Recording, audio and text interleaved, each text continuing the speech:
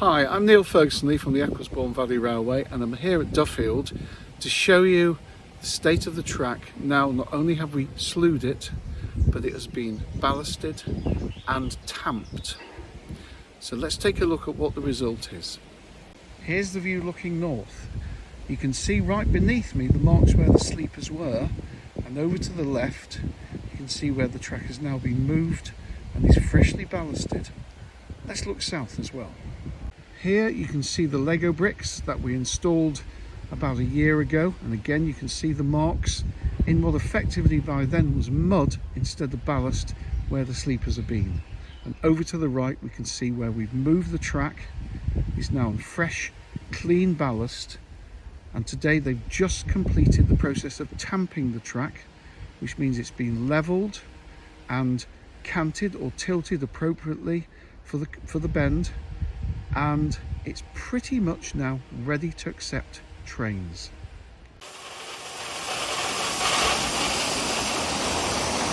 Here's where it starts. Our local supplier Longcliffe Quarries have provided us with 500 tonnes of ballast. Now that's been used both to place under the track before we slewed it over, and then we place it on the track to make sure it is then held firmly in place. The tamping machine will then come along and level that ballast by vibrating it to get it into position. What you're looking at here is about 500 pounds worth of ballast in one go.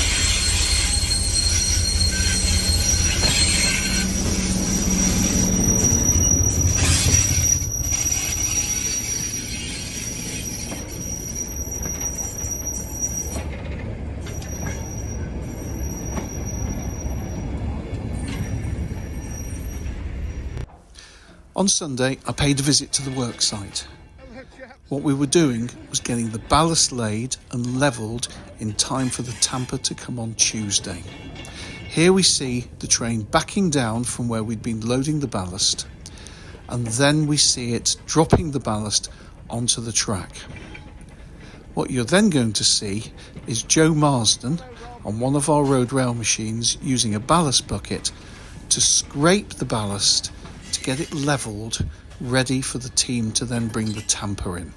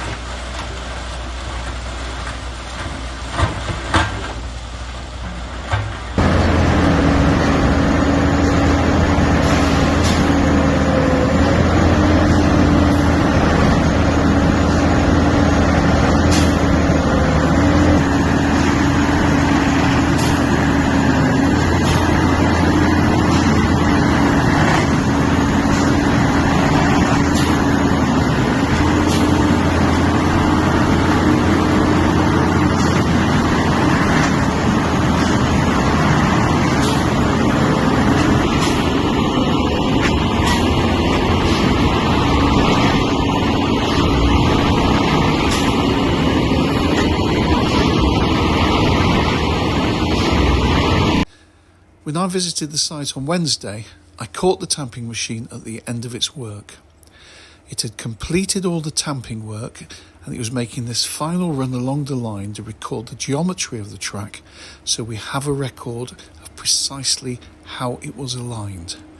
You might be interested to know the track's actually been aligned for running at 70 miles an hour, but we'll be running at nowhere near that speed.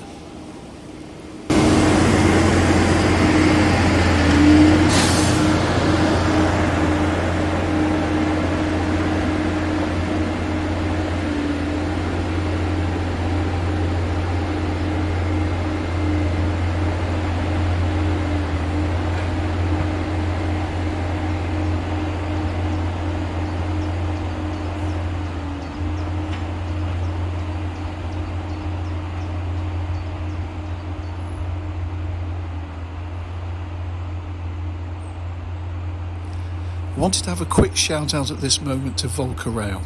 They have helped us no end with this project by bringing a tamping machine at short notice and a cost to us that we could well afford. We really appreciate what they've done for us. They're a great bunch of guys to work with and we want to acknowledge that publicly. Thanks guys. This quick run through reminds us of what we faced when we began. See how everything to the right was completely overgrown and that ditch itself was just blocked. Those were the tasks we needed to do before we even began to do the slewing. We never forget the reason we've done this work is because of a landslip. There's a family who can't live in their house at the moment, and one reason for the urgency of what we're doing is not only to allow us to run trains, but to clear space so the engineers can come in and do whatever work is necessary to restore the bankside and allow a family to move back to their home.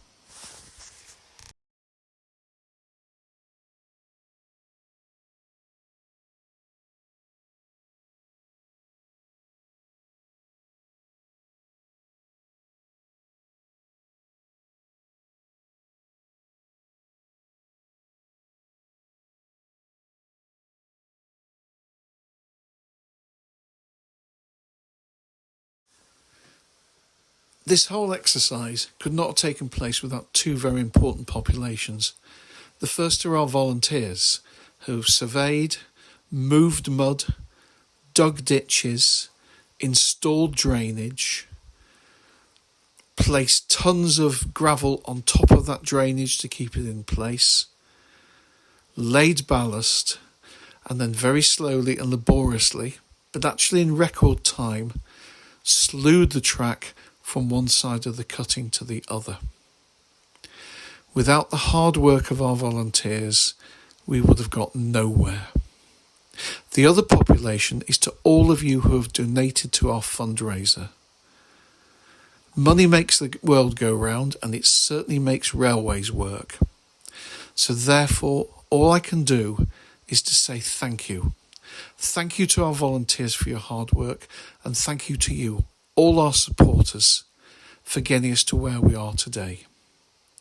All being well, in just over a week's time, we intend to run our first test train, and we hope, fingers crossed, to be operating to Duffield for our 1940s weekend, which are on the 14th, 15th and 16th of June. After that, we hope to have a celebration for everyone who has supported us, either actively by supporting us through work or contributions, or passively by putting up with us while we've had to do this. Thank you all. It's been quite an exercise, and I look forward to giving you our next update in a week or so's time. Thank you for now. Bye-bye.